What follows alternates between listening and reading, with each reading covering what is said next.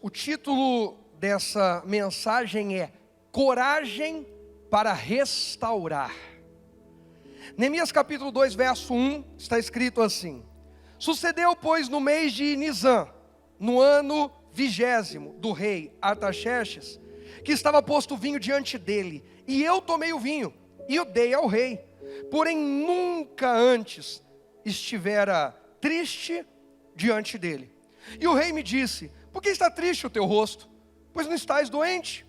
Não é isto senão tristeza de coração. Então temi muito, em grande maneira. E disse ao rei: viva o rei para sempre.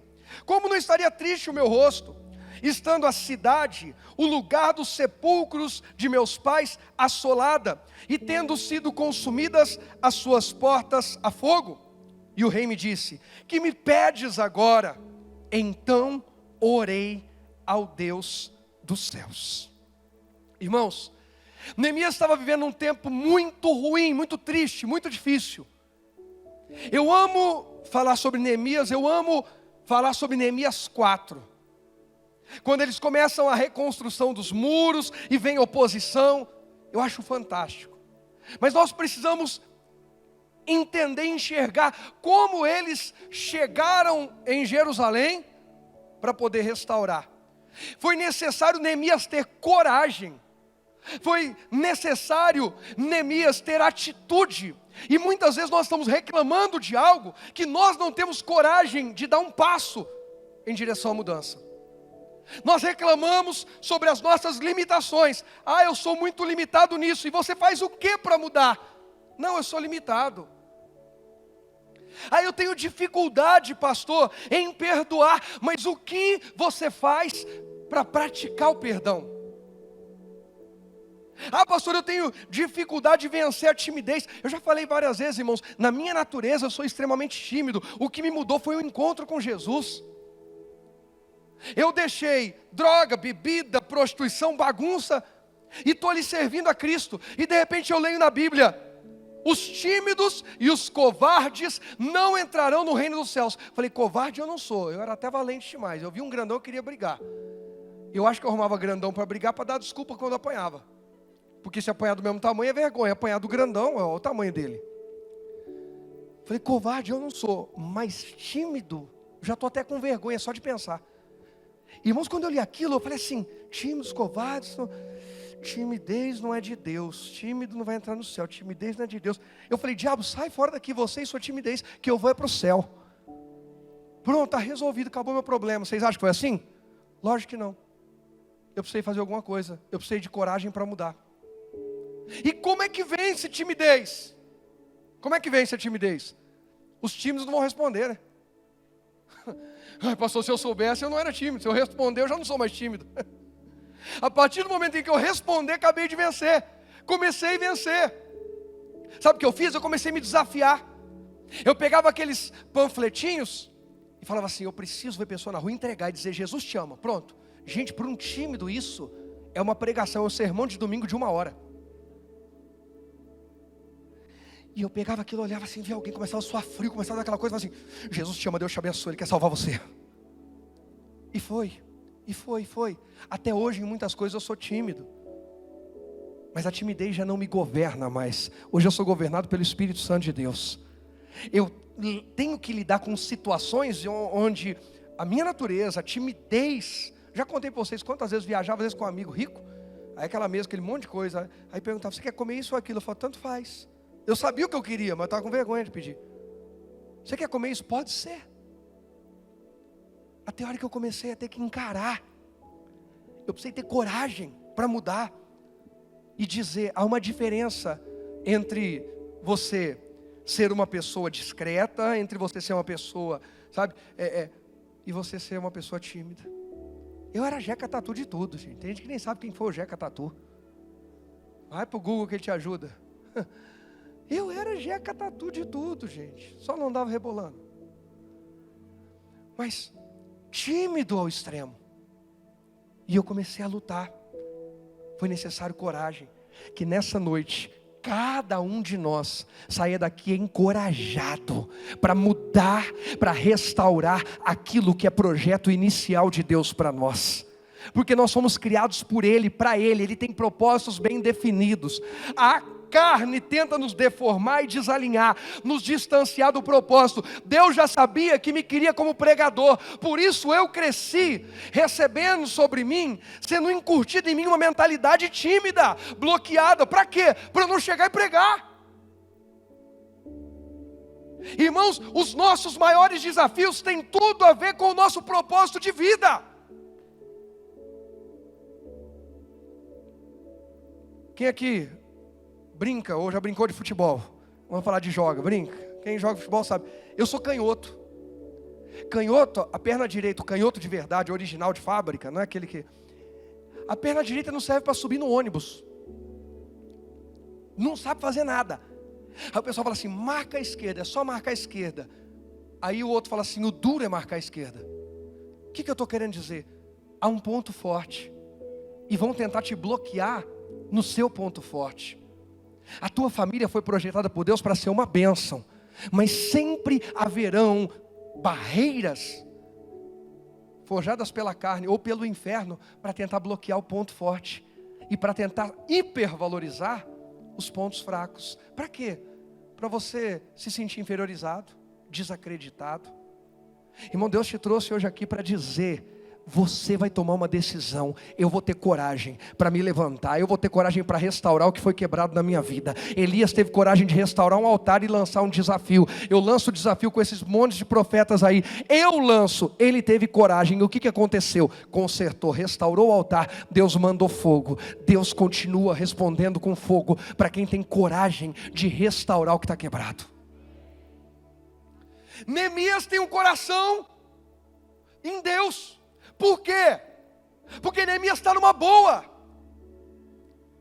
Como numa boa, pastor? Neemias, apesar de toda a deportação do povo judeu e de outros fugirem e tal, ele está trabalhando para o rei. Ele prova o melhor vinho, ele come a melhor comida, ele veste as melhores roupas, ele dorme nos melhores quartos. A situação de Neemias, para muitos, falaria, está ótimo assim, não mexe não que está bom do jeito que está. Deixa do jeito que está. Irmãos, esse culto é para sacudir pessoas que estavam acomodadas. Não está bom como está. Eu não estou satisfeito como é que está a nossa cidade, como está o nosso país, como é que estão as famílias. Eu quero tudo na presença de Deus. Mais alguém está nessa comigo? É preciso coragem. Essa coragem que Neemias teve. Qual, pastor, que até agora eu não vi nenhuma coragem nele? Você vai ver. Olha o verso 1. Olha o verso 1 que eu quero mostrar uma coisa para você. Sucedeu, pois, no mês de Nisan, no ano 20º do rei Artaxerxes, que estava posto vinho diante do rei, eu tomei o vinho e dei ao rei. Porém, nunca antes estivera como? Triste diante dele. E Neemias não era o cara que aparecia com cara de coitadinho. Ai, rei, eu sou um coitadinho, porque eu sou judeu. Ai, sabe, porque o meu mundo caiu. Ai, rei. Não, Neemias reconhece, ele sabe que o povo dele fez bobagem, desrespeitou a Deus e pagou o preço. Por mais que seja duro, ele sabe. Só que ele recebeu uma notícia. Qual notícia? Olha o capítulo 1, verso 1. Neemias 1:1. As palavras de Neemias, filho de Acalias. E sucedeu no mês de Quisleu, no ano 20º. Guarda o Quisleu aí, hein? No ano 20º, estando eu em Suzã, a fortaleza, está morando no palácio, que veio Anani, um de meus irmãos, ele e alguns de Judá, e perguntei-lhes pelos judeus que escaparam e que restaram do cativeiro e acerca de Jerusalém. E disseram-me, os restantes que não foram levados para o cativeiro, lá na província estão em grande o quê? Em grande o quê? Miséria e desprezo. Perceba que não é só miséria, ser desprezado é terrível. Deus não te criou para ser um zero à esquerda, para ser desprezado. Deus te criou para ser relevante. Estão em grande miséria e desprezo. E o muro de Jerusalém fendido, ou seja, quebrado ao meio. E as suas portas queimadas a fogo. Quando é que Neemias recebeu essa notícia? Volta no 1. E sucedeu no mês de Quisleu, no ano o quê? 20º. Agora vai no capítulo 2, verso 1. Capítulo 2, verso 1. Sucedeu, pois no mês de...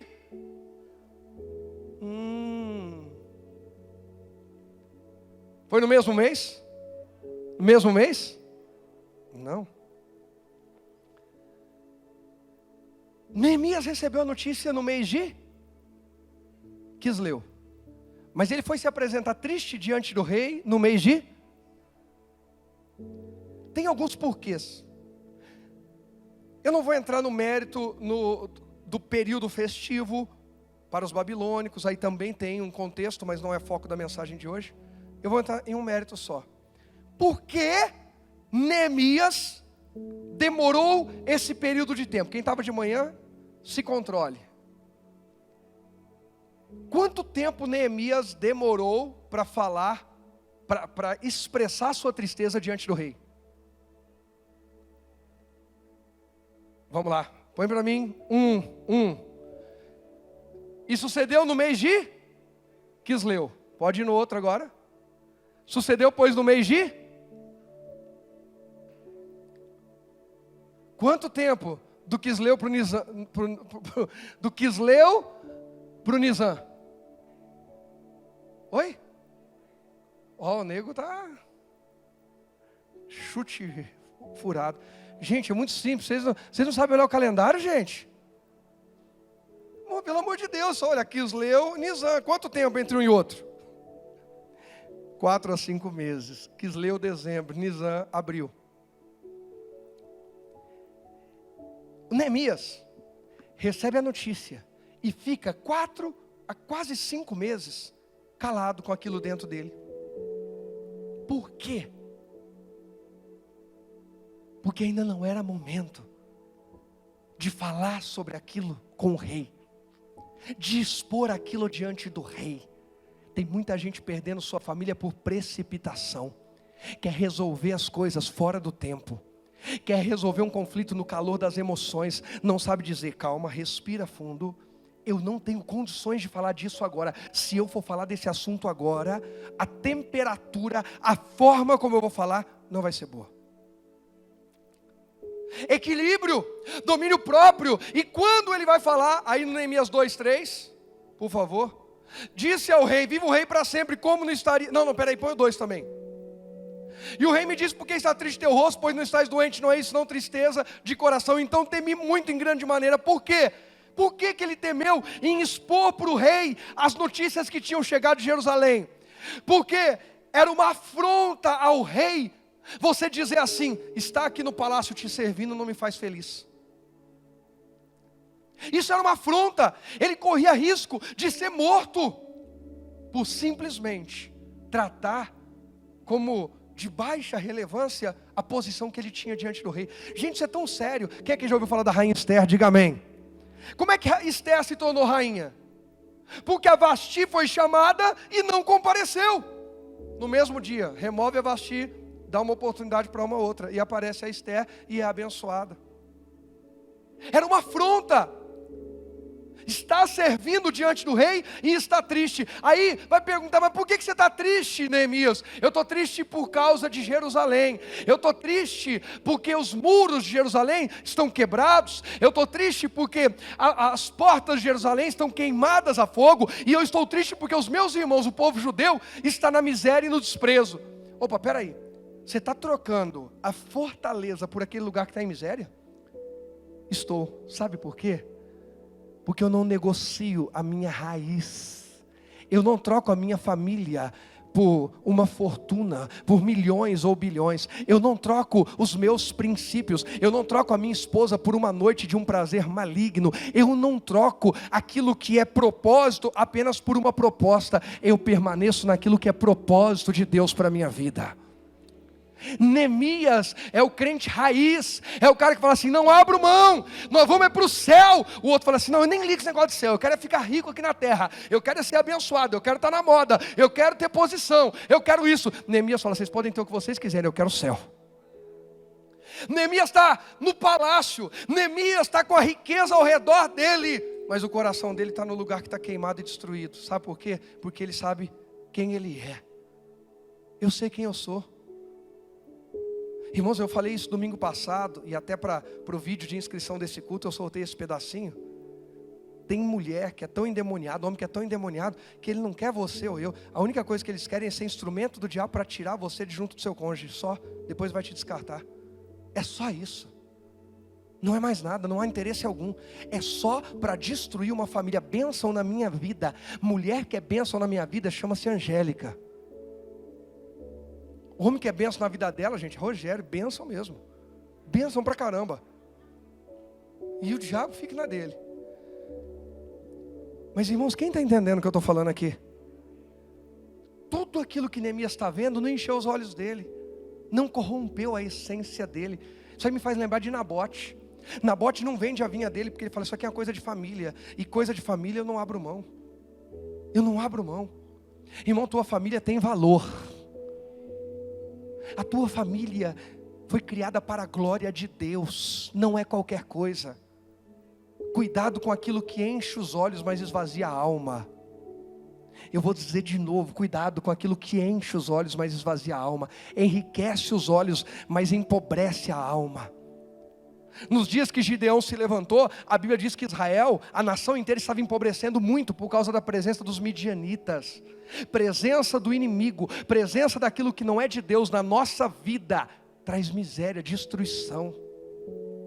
Neemias está olhando e está dizendo assim, eu posso comer o melhor banquete aqui. O meu coração pensa assim, como seria bom comer um pão e tomar água lá em Jerusalém, com a minha família, com os meus irmãos. O coração de Neemias não se corrompe. O coração de Neemias sabe a quem ele pertence. Saiba de quem você é. Eu sou de Deus. Eu não vou me entregar a propostas, eu sou de Deus. Alguém é aí? Então diga isso, diga. Eu sou de Deus, eu sou de Deus. Jesus morreu para isso acontecer. Eu não vou negar isso. Eu não vou rejeitar isso. Eu não vou trocar minha bênção por um prato de lentilha. Eu sei de quem eu sou. Neemias fala, rei, como é que eu não vou ficar triste? Sabe, rei, a terra de onde eu vim está devastada. O sepulcro, porque ele sabe que na cultura do rei, aquele povo tinha uma cultura de valorizar muito, e investir muito nos túmulos. Os túmulos falavam de honrar a memória de quem faleceu. Então ele, com sabedoria, ele toca no ponto. Sabe, a cidade dos sepulcros dos meus pais está destruída. E ele toca o coração do rei. Ele tem um bom testemunho. Mesmo tendo durante esse período todo essa notícia ruim, ele não deixa de servir. Ele não faz biquinho. Ele não é mimado. Ele diz, vai chegar a hora certa. Vai chegar a hora certa e eu vou resolver isso aqui. Irmãos, quantos casais estão hoje separados e só chegaram a esse ponto porque alguém se magoou com uma coisa pequena. Não teve equilíbrio para esperar a hora certa de conversar sobre o caso. Ou começou a fazer biquinho. Então também eu vou dar um gelo, eu vou isso, vou aquilo. A situação foi se agravando de tal maneira que hoje não conseguem olhar um para a cara do outro. Neemias continua servindo.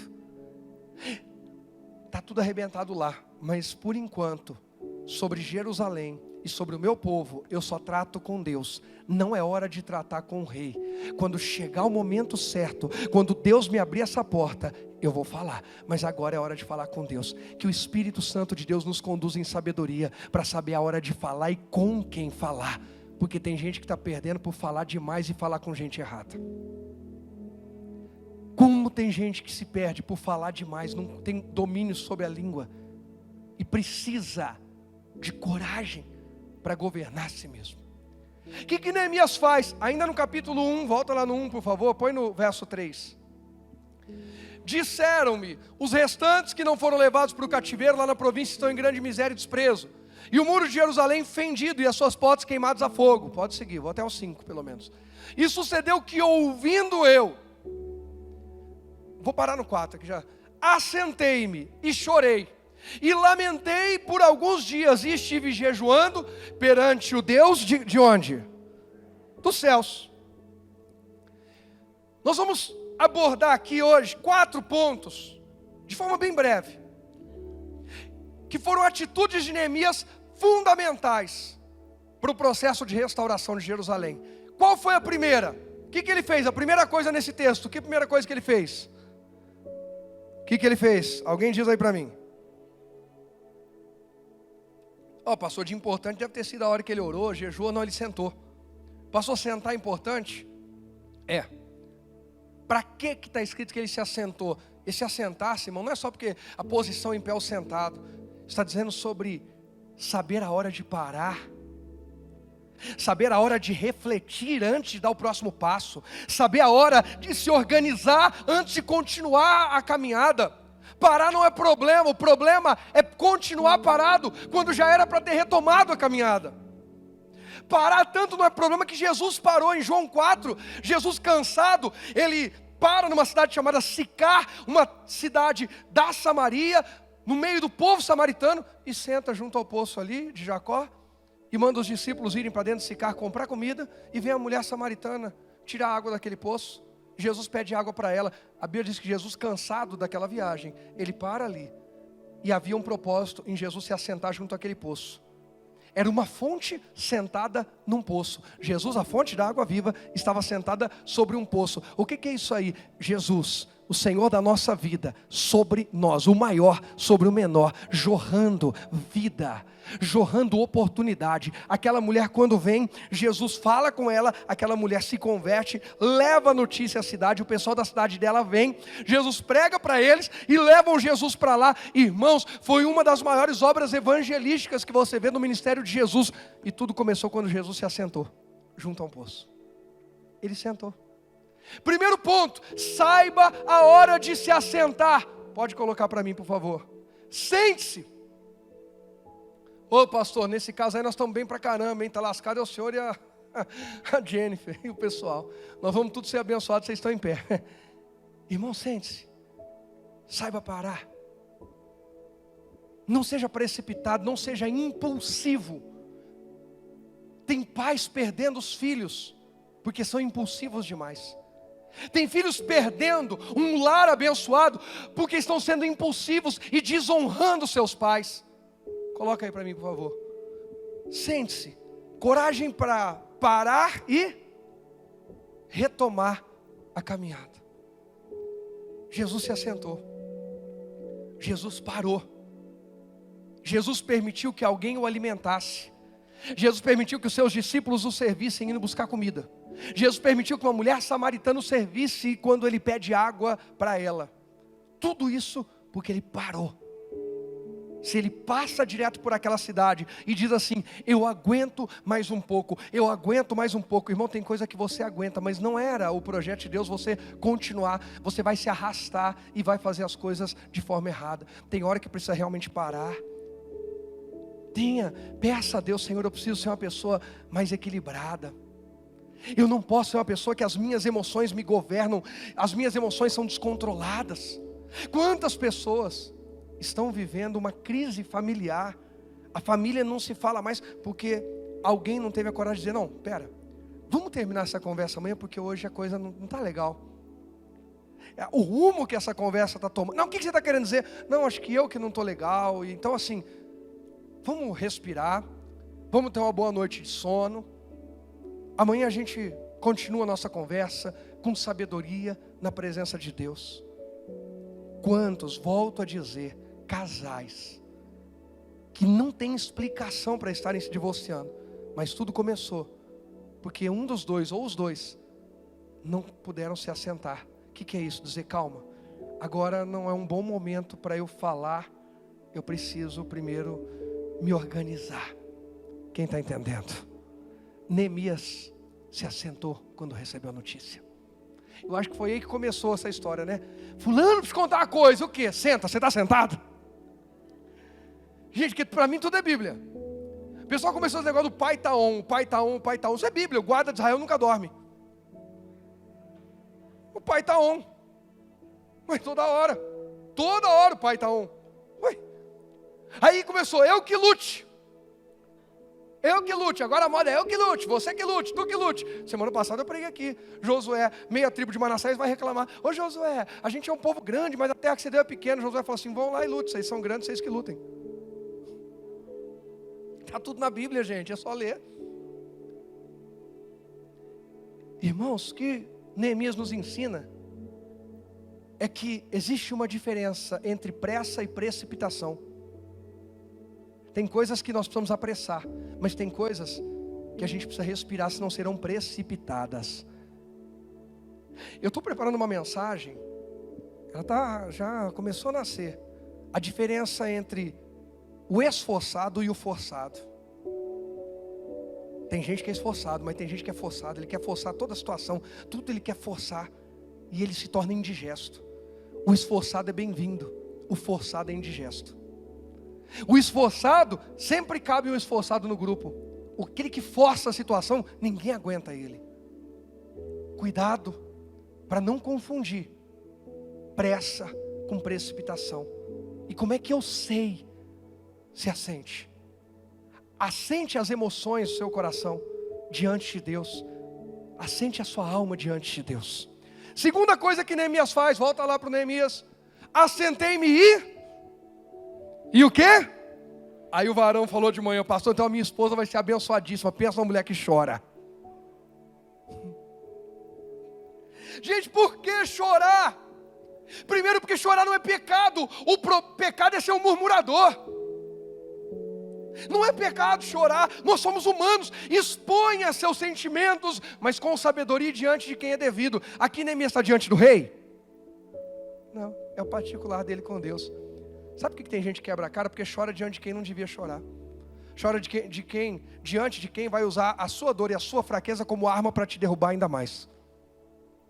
Aqui Neemias está no particular com Deus. Não, pastor, mas eu fui chorar no ombro do Diego, que é meu amigo. Eu fui chorar no ombro da Jennifer, que é minha amiga. Aí vem aquela mensagem que nós ministramos, mas ela não está no YouTube, eu preciso gravá-la, preciso ministrar. Nem todo bem intencionado é bem estruturado.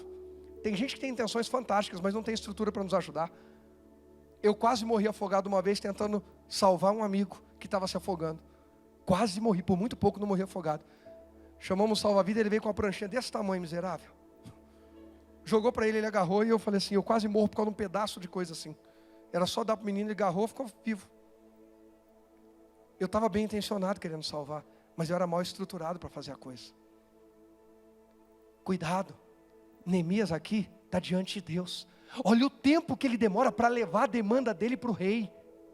Primeiro, diante de Deus. Exponha suas emoções. Pastor, me mostra na Bíblia. Eu vou pegar só exemplos de Jesus. O primeiro de se assentar, eu falei de quem mesmo? Quem se assentou junto ao poço de Jacó?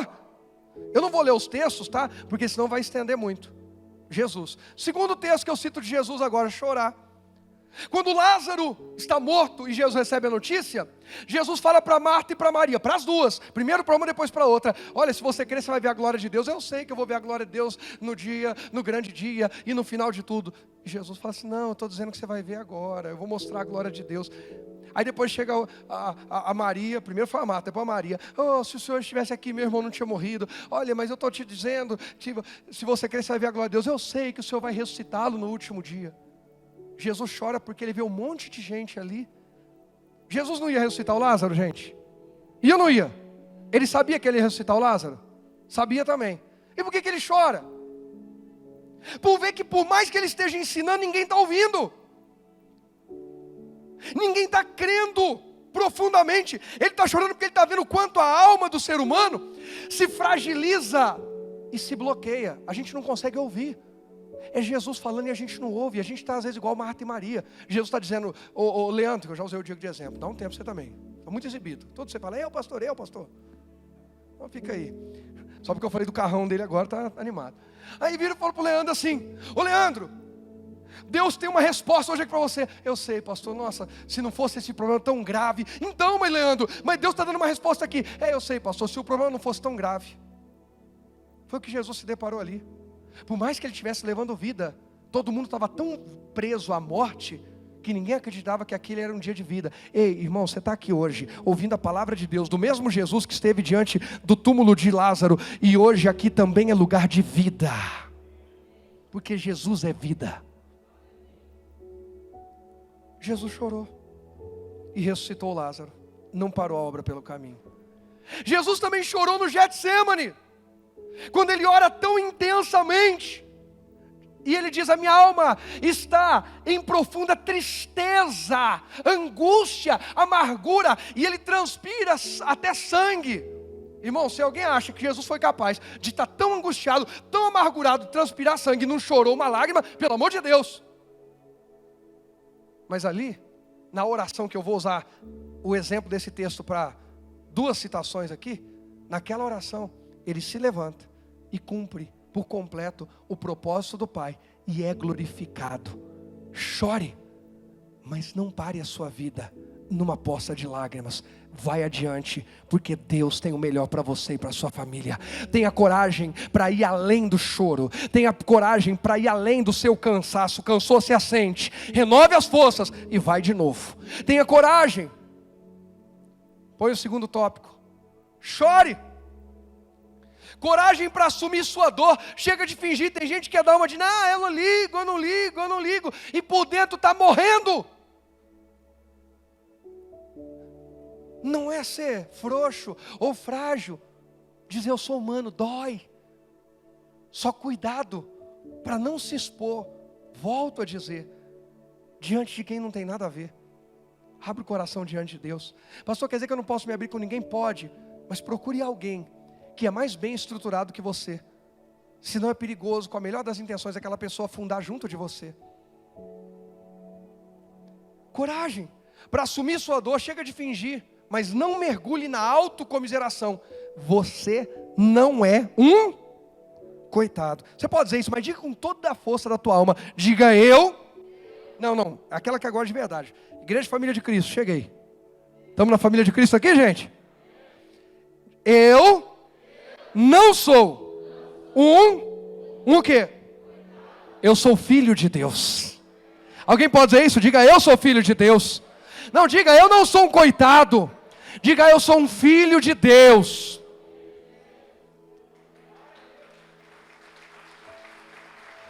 Gente, isso é muito sério. Dizer eu sou um filho de Deus não é dizer igual todo mundo diz, todo mundo é filho de Deus. Não, é saber que para eu ser filho, o unigênito foi para a cruz. Para eu ser filho, o unigênito foi torturado. Para eu ser filho, Deus amou o mundo de tal maneira que pegou aquele filho perfeito, que é Deus também, e entregou por mim, que sou imperfeito, pecador, cheio de falhas, mas disse: não abro mão de você, eu te amo. Eu não sou um coitado. Eu posso chorar, eu posso derramar minhas emoções, mas eu vou ter coragem para me levantar depois disso e agradecer a Deus, porque eu não sou um coitado. Eu sou alguém por quem o meu Deus teve coragem de morrer. Isso é muito sério. Lute pela sua família. Tenha coragem de ir acima das suas emoções. Permita que a fé guie você. O que vai edificar uma casa é uma sabedoria em fé, não é uma sabedoria emocional, é uma sabedoria em fé. O que vai prover uma casa, o que vai proteger uma casa, homem, é um comportamento em fé. Filhos, o que vai dar crescimento a vocês é honrar seus pais em fé, não é honrar em emoção. Aqui que é honrar em emoção: se eles fizerem o que eu quero, eu honro; se eles não fizerem o que eu não quero, também não honro. Em fé. Terceiro passo, põe para mim aí. E lamentei por alguns dias, e estive o quê? Jejuando. Nessa hora, irmão, meia dúzia quer levantar e ir embora. Não, pastor, não fala de jejum hoje aqui não, pelo amor de Deus. E para confirmar que era essa mensagem para eu pregar hoje, um irmão muito querido, semana, mandou uma mensagem. E ele me fez uma pergunta que eu achei muito interessante. Confesso que ninguém nunca tinha me perguntado isso. Ele mandou uma mensagem dizendo: pastor, é o seguinte, mandou na sexta-noite, sexta madrugada para sábado. Eu queria saber, eu estou sentindo no meu coração que eu devo fazer domingo um jejum. E se ele não tiver, ele está aqui no culto agora, se ele não tiver feito jejum, depois eu pego ele. Domingo fazer um jejum o dia inteiro, até o final do culto da noite. E eu vou entregar no culto. Até aí tudo bem. E a minha dúvida é a seguinte, pastor. Paulo falou que quem Quando a igreja fosse se reunir, quando os irmãos fossem se reunir para comunhão, para cear junto, que o ideal era que cada um comesse em casa antes, para não chegar na hora ali e haver aquela disputa. Pastor, mas e aí? Se eu não comer nada e for para a igreja e entregar meu jejum na hora da ceia, Paulo falou que era para comer em casa antes, então eu vou estar pecando? Eu falei, eu gostei do seu temor, da sua pergunta. Eu falei, sabe o que Paulo estava dizendo? A ceia ali não era assim um culto e a ceia um pedacinho de pão com um copinho com suco de uva para cada um. A ceia ali era dentro da casa de alguém, lugar, sentava e partia o pão, e vamos comendo, vamos comendo, vamos comendo. Agora imagina chegar lá um esfomeado, um esganado, aquele cara que tem 2 ou 3 estômagos, e ele começa a ir no tapa com o irmão do lado. Gente, tem gente que se controla, vocês olham para mim com as caras, com os risos, que eu vou começar a dar exemplo. Ó, eu vou dar exemplo, vocês não me provocam, eu estou tentando governar aqui minhas emoções. Aí chega a irmãzinha lá, e começa a brigar com o irmãozinho pelo pedaço maior do pão, pelo pedaço maior do peixe. Paulo está dizendo mais ou menos assim, ó. Quando vocês forem numa casa, para não passar fome, porque tem gente que chama a gente fazer visita, e eu vou falar, eu falei de manhã. Tem gente, quando eu recebo convite, a pastora fala, amor, fulano de tal, uai, chamou a gente para ir lá comer, para ir jantar. Aí, ela fala, aí já fala, vou passar na padaria. Tem lugar que eu abro jejum. Fulano chamou a gente para ir comer lá. Linda, não vou nem almoçar. Mas tem casa que quando convida, eu falo, vou passar na padaria, depois de ter almoçado à tarde, passo na padaria, a gente come um lanche e vai. Para não passar vergonha, porque convidaram a gente tempo atrás, aí fizeram meia receita para 2, para 3, que a casa eram 3 na época, para 3, só que tinha 8. Era um caldo verde, ou você comia a couve ou a batata. Tem gente que fala assim, é por isso que eu não convido esse pastor para nada. Pois ele conta tudo. Não, irmão, não estou nem falando que foi a Glaucia. Meu Deus. Não, Glaucia, só para te honrar, foi a Glaucia que passou a receita da lasanha, pastora, hoje. Ela era iniciante na época, gente. Vocês são muito maus. Ela deu a volta por cima. Nós fomos lá e comemos um parmegiano que eles compraram num lugar lá, fantástico. Não, brincadeira. Ela fez uma comida muito boa lá. Mas, irmãos, esse negócio do caldo verde foi de verdade mesmo. Sou um perigo. Eu governei até onde deu, irmão. Agora já descontrolou tudo. Peguei na banguela aqui, só Jesus. Me segura, Senhor. Mas, irmãos, brincadeiras à parte, é bom a gente estar em família. O que Paulo estava dizendo era que cada um devia comer em casa, para a hora que eles se reunissem, o foco, o alvo, não fosse a comida, mas a comunhão. E aí eu respondi para esse irmão querido, irmão, é isso, isso, isso. Oh, obrigado, pastor, então, glória a Deus. Falei, irmão, então já entendeu. O que é o jejuar?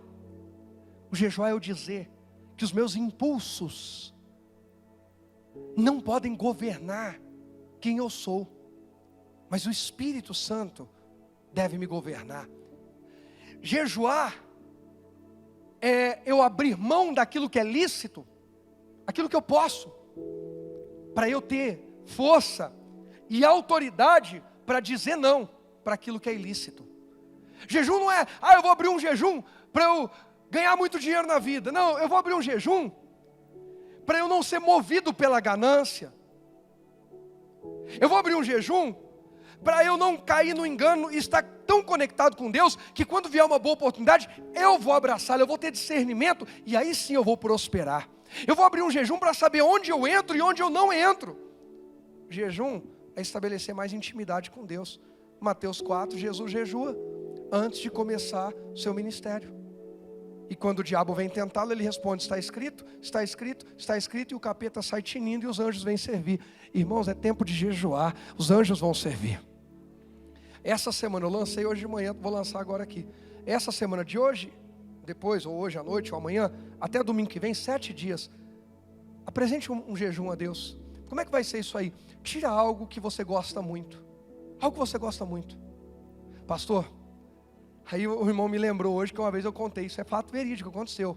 Fui ministrar numa igreja lá em Fortaleza, lá no Ceará. Aí o pastor contou para mim, o pessoal contou que tinha um irmão novo convertido, cheio de amor, fervoroso. De repente eles perceberam que o irmão faltou uma semana, faltou 2, terceira semana ligaram, irmão, o que está acontecendo? Está tudo bem? Está tudo bem, mas e aí? Estamos sentindo sua falta. Eu estou aqui na presença de Deus, eu estou mergulhado, eu estou buscando a Deus.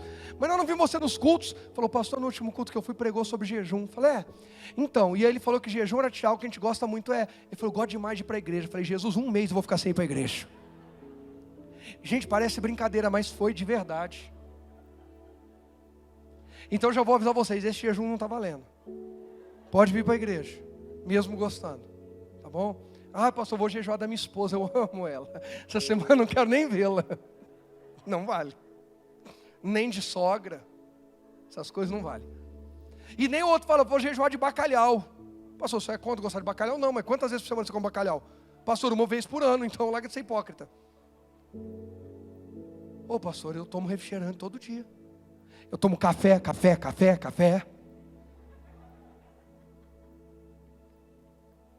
Pastor, eu não vivo sem café. Não, eu não vivo sem Jesus. É uma semana que eu vou dizer para a minha carne, ei, aqui está debaixo de um nível maior de governo. Sabe o que Neemias está fazendo? Ele está se preparando porque ele está entendendo que falar sobre restaurar Jerusalém é guerra. E para entrar na guerra, precisa ter calma, se assentar. Precisa ter derramado suas emoções, já chorou? E precisa estar na intimidade, consagrado a Deus. Quer uma família abençoada? Siga esses passos. Põe aí, por favor. Jejue. Coragem para renunciar a prazeres que nem são pecados. Para se fortalecer e vencer batalhas. E então não ceder ao pecado.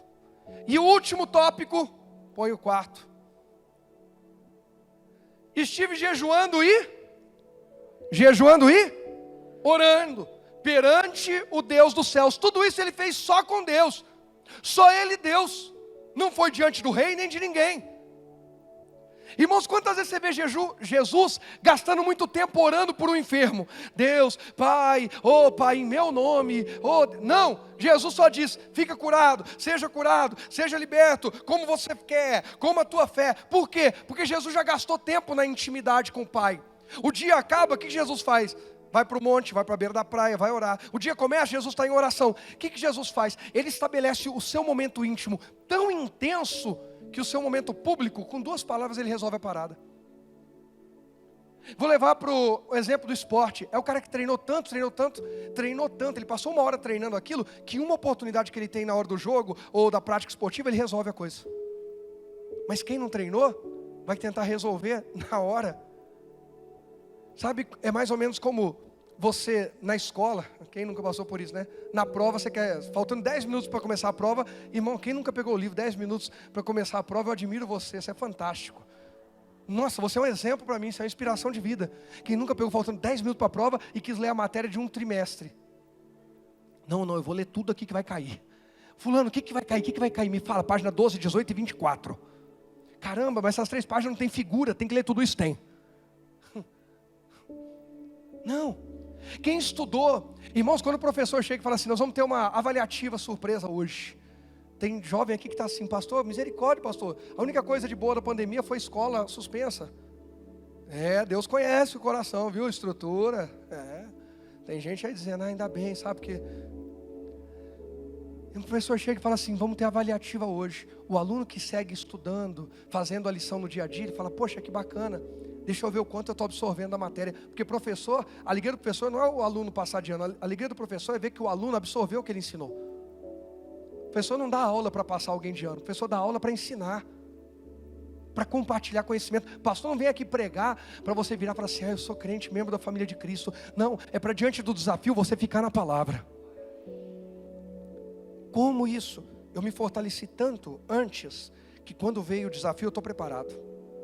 Estou preparado. A Bíblia fala que a gente tem que estar pronto para responder para qualquer pessoa que questiona qual a razão da nossa fé. Estou pronto. Neemias se prepara antes de abrir a boca diante do rei. A 4ª coisa que ele faz é orar. Põe aí para mim, ore. Coragem para mergulhar na presença de Deus, na intimidade. Irmãos, a gente precisa orar Quando estamos sendo muito abençoados, orar por gratidão. Quando estamos em batalha, orar por direção. Mas orar sem cessar, sempre estar pronto, debaixo de oração, debaixo da intimidade com Deus. Porque quando o desafio vier, em uma, duas palavras a gente resolve a situação. Mas quem não vive uma vida de oração, quem não jejua, quem não ouve Deus, quando vem o problema, entra em desespero, se descabela, pensa que vai poder comprar uma resposta, que alguém vai dar um jeitinho para resolver a sua vida. Irmãos, aqui não é porta de igreja que fala vamos dar um jeitinho na tua vida. Aqui é porta de igreja que fala para você, vamos mergulhar na presença de Deus, vamos nos quebrantar diante de Deus, vamos deixar de lado o pecado e Deus vai derramar a glória dele sobre nós. Vamos permitir que ele nos transforme.